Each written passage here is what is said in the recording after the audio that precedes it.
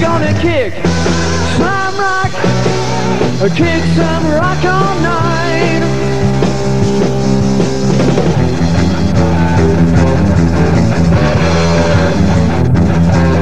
What's up, guys? Welcome back to the Game Bro Studio. Sorry I haven't been doing some live streams for a while. I've only done that one purely because I haven't had the energy and I've been pretty meh. But I will get back to doing some live streams soon. 8 PM Tuesday, Wednesday, Thursday. We'll see how it goes. But right now I've been linked to this video to try and watch, and it is basically about more gameplay footage from Resident Evil 4 remake, and it's also a video that talks through it and what's not coming up next, showcasing a little demo of chapter 5, they say. Yeah, so the original video is by Gaming Information or something. I should really research. Yeah, Game Informer. What's going on, everybody? Thank you for tuning into Game Informer. I'm your host, Alex Van Aken, and today we're going to be taking a look at some of this exclusive gameplay footage that we have from Resident Evil 4 Remake, Chapter 5. We're going to be seeing some church gameplay, some Ashley gameplay, and some of the cabin fight, as well as just overall fighting Ganado and yeah, trying to stay alive. So we've got about 12 minutes of footage here to show you today, and I'm joined by Marcus Stewart. How are you, Marcus? I'm feeling great. I'm happy to be seeing this section again because, as I mentioned in the cover story I wrote, I had a lot of fun playing it. Absolutely. It looks so yeah, awesome. we are. This footage starts out, and we are, simply escaping from the church. This is so far. Into the game? Can we just pause it right now?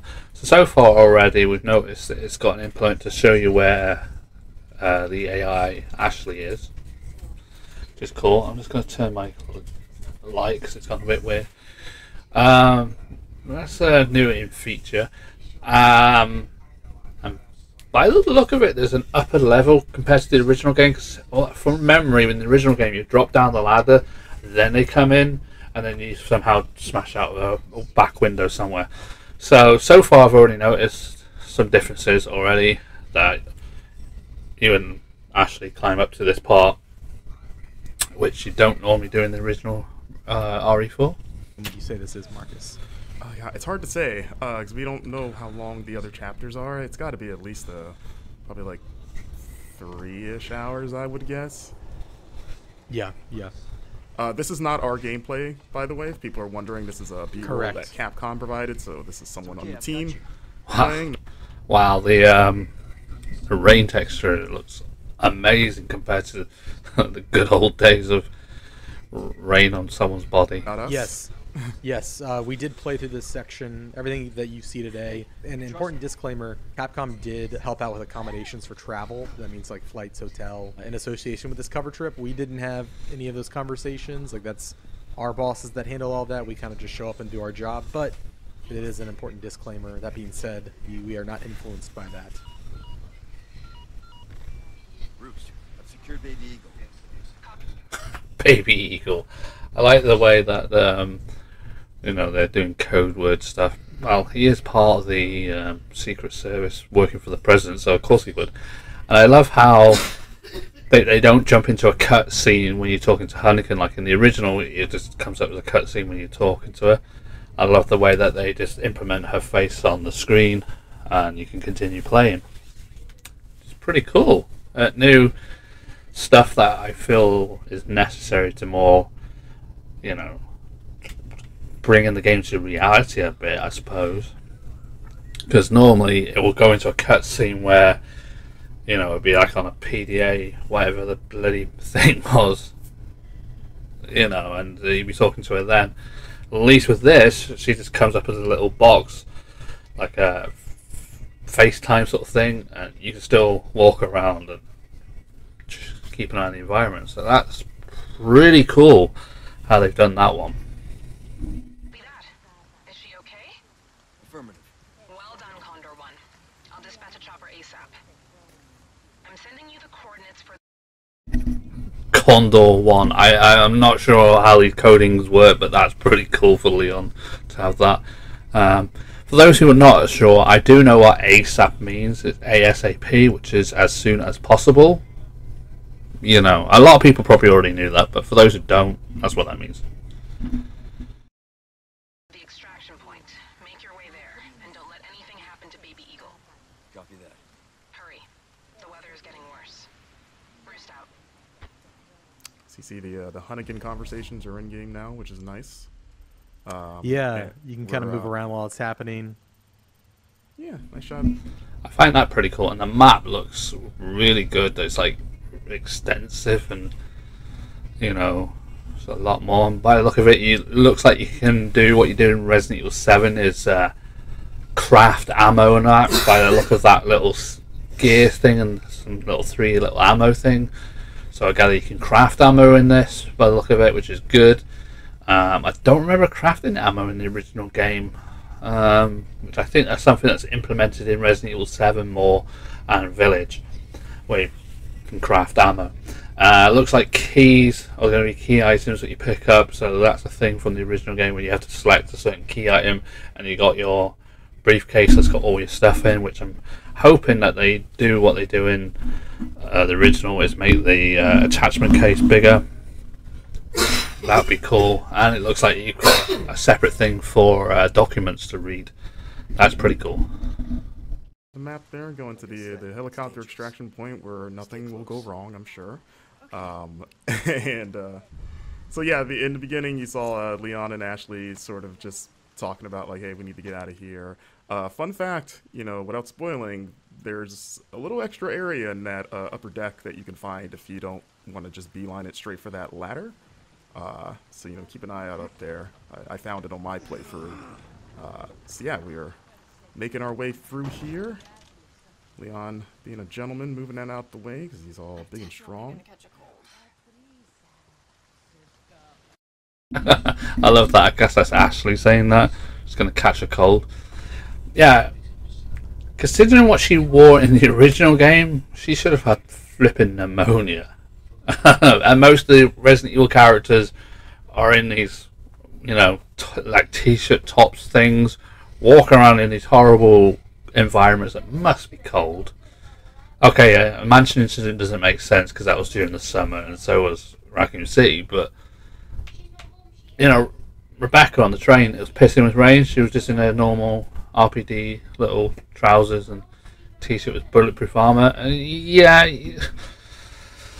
I mean, I don't know, but in the original, she just had her little jumper on the top, a little like tank top, little vest jumper thing. I don't know, like a little vest thing, and a mini skirt and boots. And it was raining. Oh, and later on in October 1st, which is cold, if everybody knows, Jill runs around in a mini skirt and a tank top, or a boob top, they call it. That's why I like the remake, in a way, because, well, she'll still get pneumonia when it's raining because she's only got a vest and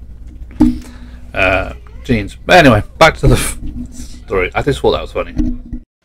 Spread out. Okay.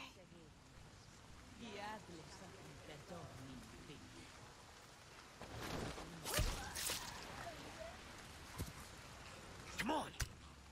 Okay. Okay, that stealth thing, that's going to probably annoy me the hell. That's why I've never been well, I like Metal Gear Solid, but that's why I've never been good at things like that. I'm not a stealthy person. I just like to get into the action and go for it. So stealth in this, yeah, that's going to bug me because I've never really won for stealth in Resident Evil. It's probably why I'm not that great at it half the time. But no, but I suppose it's like you don't have to do it, but I suppose it makes it a little bit more easier. I'm just hoping it's not implemented that you have to do it. And yeah, this part was pretty fun to get through. I tried to get through it stealthily the first couple times.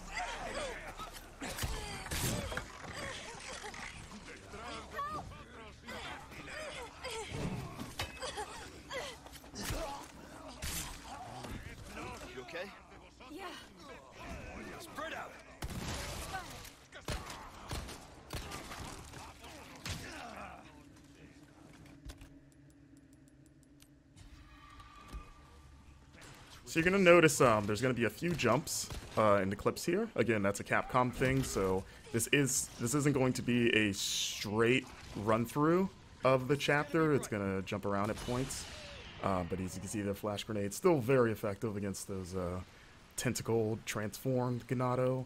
As we enter the cemetery, you get a little bit of a taste of one of the side quests, which is sort of a spin on the cemetery puzzle. As you can see, you can still shoot birds' nests to get those precious eggs, or I guess a chicken egg that's in a bird nest in the tree. Don't ask me how that works.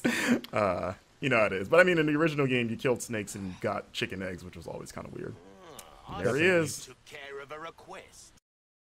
Wow, the merchant looks weird and has a complete different voice to the original. I mean, to be honest, I think I prefer the original, because this guy sounds like a typical Cockney, which is good, but Warrior Byrne is a lot better.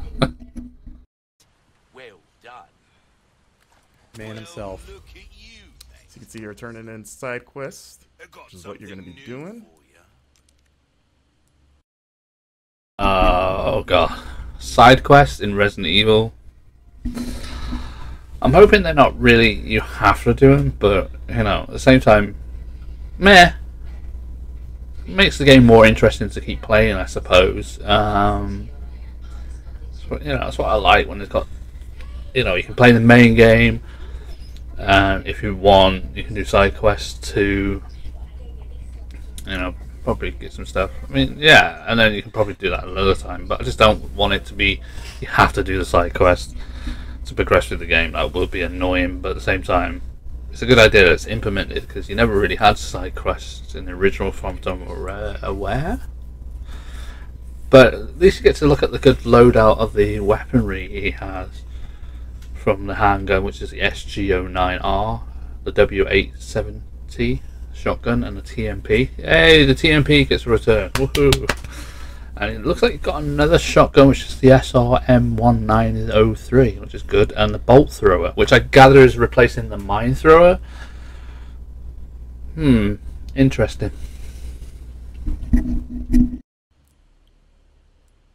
One has to wonder how he moves with all that heavy equipment in that coat.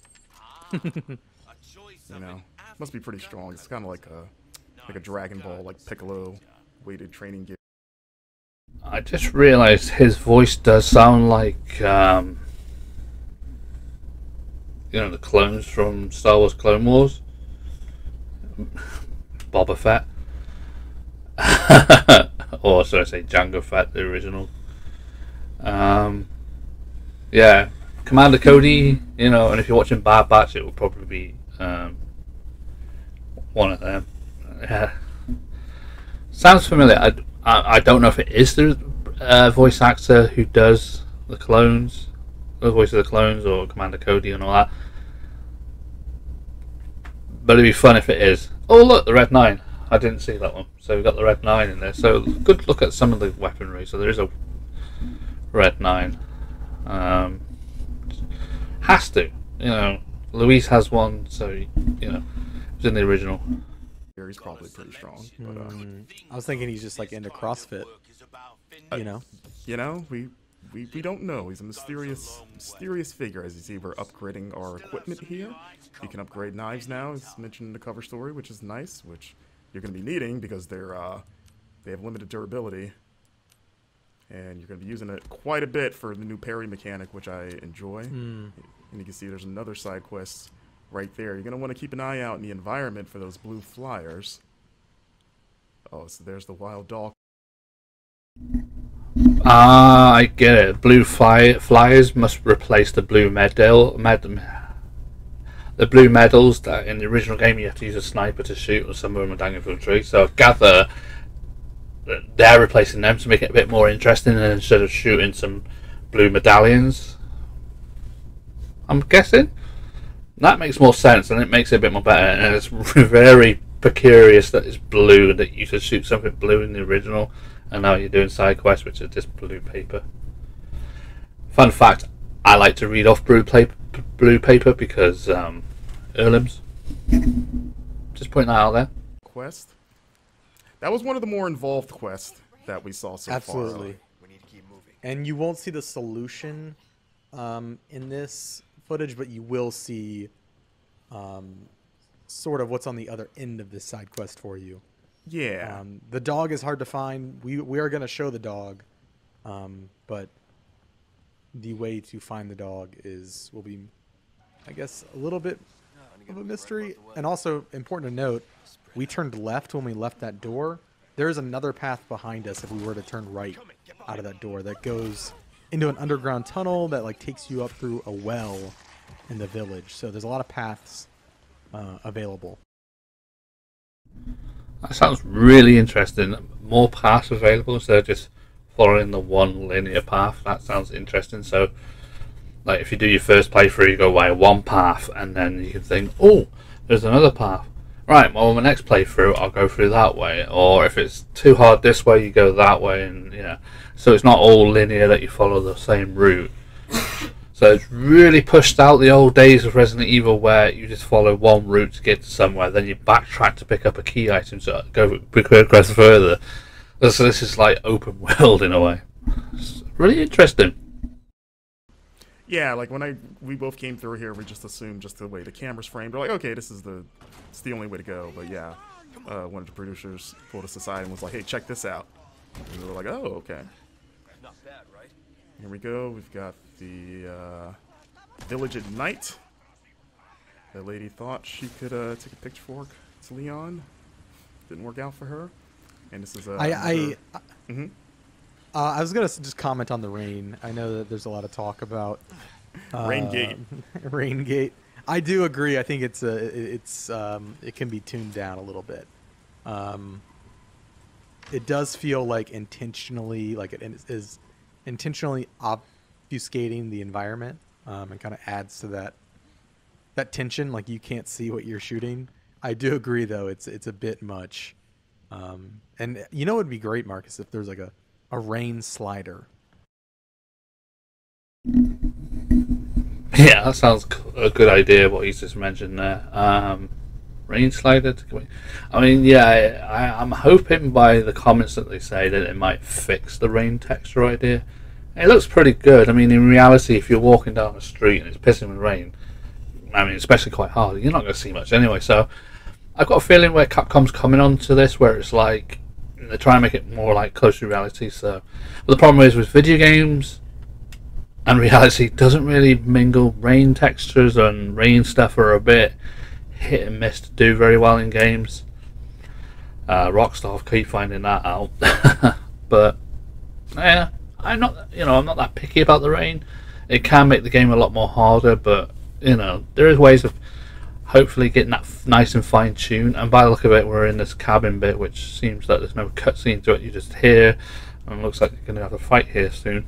But yeah, I mean, that is something that won't bug me as much. Apart from bad eyesight, it could cause a bit of problems playing through the game. But I can see from a point of view where it's like reality, but it is a bit much. But little tweaks here and there should fix that. I'm kidding. Yeah. I just want a nice little downpours. We see. I love the lighting in this game. You know, like it just the bloom on the flashlight and just how dark everything is. Like it just makes especially like interiors like this. If we lift Ashley up to do her thing. I mean, with the arrow idea, it's making me think: is it going to be like Resident Evil 6, or is it going to be like Revelations 2, where you know, because Moira and can never remember the girl's name. Natalia. It feels like they're going to make this co-op because how bad the AI characters are, NPCs, they don't play very well. So I've got a feeling that because they've talked about co-op ideas, that they might implement Ashley to be a co-op player. Just by picking little things out. But it might not do. If it does, then that'd be great, because you can have players who are good at doing things like that. It'd be great, instead of having the computer do it for you, which sometimes, yeah, AI never does very well. Get Leon up there. Yeah, it just makes the interiors creepier. Like that, like the first time that owl made me jump, because you just see the glowing eyes in the dark. Yeah. And you're like, oh my god, like what is that? I will say there were a couple times when I was playing the demo where I was kind of in a very dark environment and Leon wasn't pulling up his flashlight, which is kind of frustrating. So I'm just kind of like clambering around in the dark. It was mostly like outdoor. Oh, there he is. The dog. Look at that thing. It's got like weird. It looks like a scorpion. I think Leon was watching. Oh, the person that's created Capcom was watching too much Star Wars Obi-Wan or something like that. It's funny, but it's like, why would you? I mean, yeah, okay. He survived Raccoon City, so he's going to walk up to a demon dog and go, "Hi there." You know, it's like, it fits, but at the same time, it's like, the old Obi-Wan, "Hello there," sort of thing. That's going to be a laugh. Now that I'm looking at it again. So yeah, Capcom also pointed out, for those wondering, that this dog is not the dog that Leon can rescue in the original game, because, you know, in this game he's presumably dead. So, you know, at the time we kind of were like, oh, maybe this is the dog, but they were very clear to point out, like, nope, different dog. And you're like, okay. But yeah, that dog fight is pretty hard. They also wouldn't definitively answer if it was the same dog in this game as in the old game. In terms of the one that's dead at the beginning of the game, they're like, maybe it's not the same dog, and it's like. Well, that throws the side quest stuff out the window, because I can see a blue medallion up there, which means that's a thing to still do. Oh joy! Okay. So you see a blue medallion up there as Leon takes it out. So you see it's 1 of 5. So I asked Capcom about that, because in the original game it was kind of like 15 in the same area, and they said that that side quest reappears in different parts of the map. So you're going to be shooting. It sounds like you're going to be shooting medallions outside of just like the village area, and they just sort of like divided them into like batches of 5. Oh, interesting. Side quest. Shooting them in every area. That makes sense, instead of having it all in one area, because that was just the weird thing about the original, was just it was just in that one area. And they weren't that difficult to find, to be honest.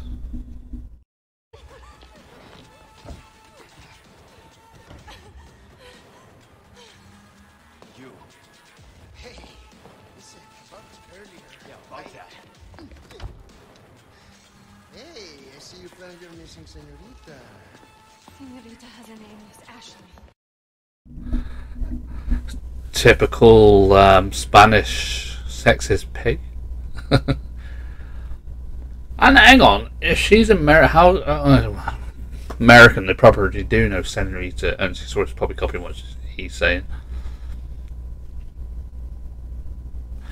At least one thing, Ashley looks more appropriate than just a, annoying 18-year-old teenager.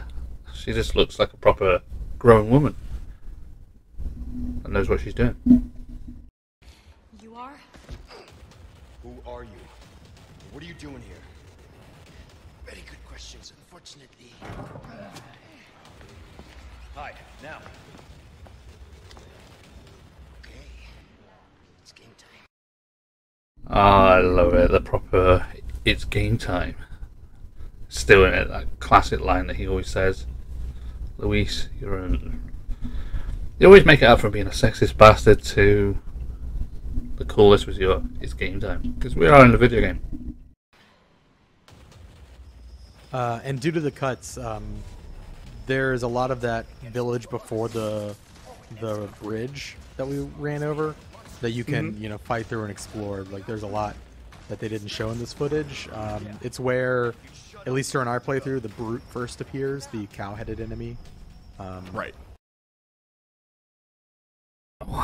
Well, of course, the wooden planks was returned from Resident Evil 2 Remake. I mean, come on. You had him in that, which is weird. Why weren't they in Resident Evil 3 remake? Never mind. In that area just before the bridge that we crossed.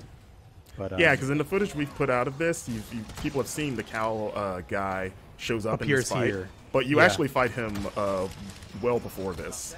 So yeah, so when he shows up in the fight, what were we saying? Yeah, he's definitely a recurring enemy. But when he shows up in the fight, you've already had to fight him before, and so I feel like it's extra tense because it's like, oh my god, I gotta fight this guy now. Yes. So. I saw some people speculating that he might be a single persistent enemy that follows you. I'm pretty sure that is not the case. Yeah, I think he's just another enemy type. I have killed him several times in different areas. Yeah. Just a new enemy type. So this fight was pretty wild, as it is in the original, but even more so. Holy bollocks. Yeah, that wasn't in the original, but fuck, this is going to make this more tense. I mean, I played Resident Evil 4 originally on professional. This cabin fight is a pain, especially on professional. Adding that, I'm seeing a lot of rage quitting here, for me anyway. It's bad enough when I first played Resident Evil 4 on Pro. This cabin fight in the original was a lot of resets, restarts, replays.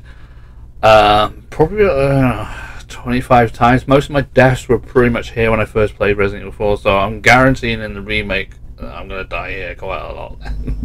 So here, and there he is, Mr. Bullman.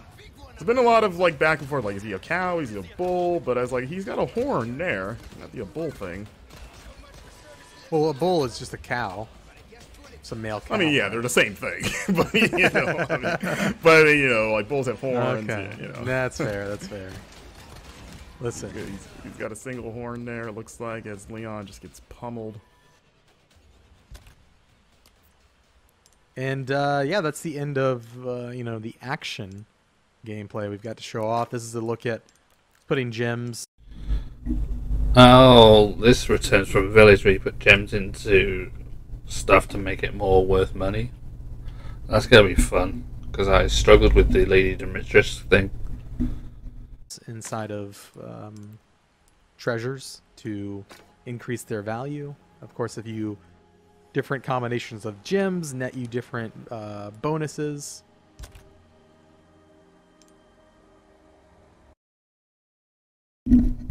Wow, something really, really new. Wish we had this back in the Resident Evil 4, because this is what could have helped a lot, saving ammo and saving weapons that you don't need. A storage box. Now, storage boxes have been in Resident Evil since day one. I just don't know why they got rid of them in Resident Evil Village. I don't remember seeing the storage boxes in Village, but they were in 7.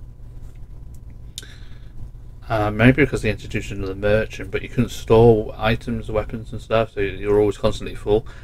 And Zero is the worst for it, with no storage boxes, and if you want to create space you have to drop items, and I bloody hated that. So that's good that they've implemented storage facility, so I'm hoping that these storage boxes do link like in the original games, because otherwise it'd be a hell of a pain going back. Maybe that could be on one of the things on the difficulty settings of like a real survivor, where like in Resident Evil Remake where the boxes are not linked, maybe have that as on an unlockable. But yeah, I mean, that's good that they've got storage boxes. That's something a lot of fans would enjoy in Resident Evil 4, because you could never store all the stuff you wanted, and you constantly were always, either selling, buying back just to make space. It's just, yeah. But it's good you can do that, and I love the way that the Red 9 has a little 9 on the handle, which I don't remember it was on the original.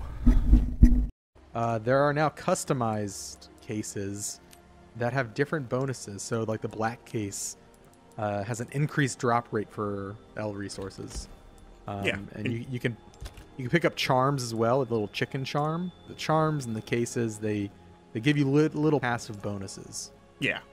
And you can do that stuff in the typewriter menu, as you saw. So you can't do that all the time, just when you reach those save points. To keep up with all of our coverage, bookmark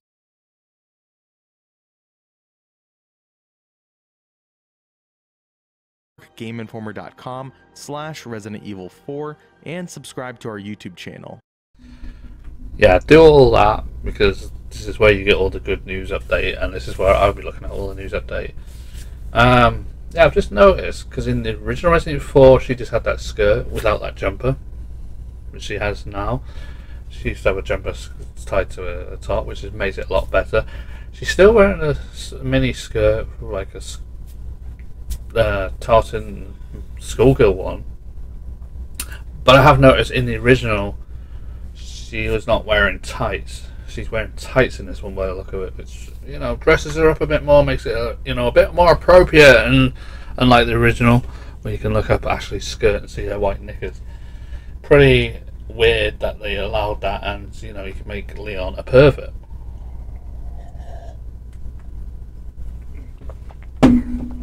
Yeah, it looks really good. I'm just hoping that when it comes out I can afford it.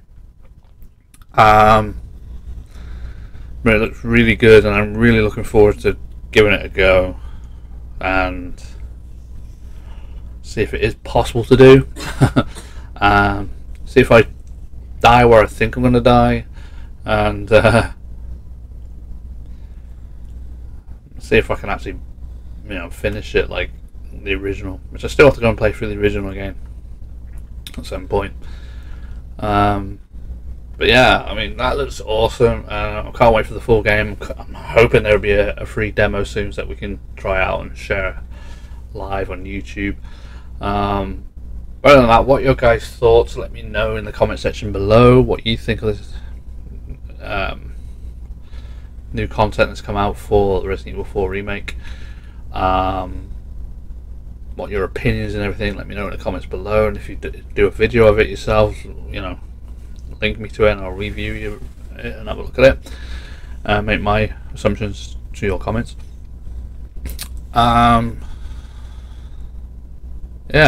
definitely subscribe to Game Informer for more updates on this, and check them out, and definitely follow them on their social medias, which is Instagram, Twitch, Facebook, TikTok and Twitter. Just follow me here. I'm also on TikTok and Twitch. No, I'm not. TikTok, Instagram, Facebook and Twitter. And we'll catch you, hopefully you enjoy this video, and we'll catch you, the Game Bro Studio fans, in the next one. Yes, miss.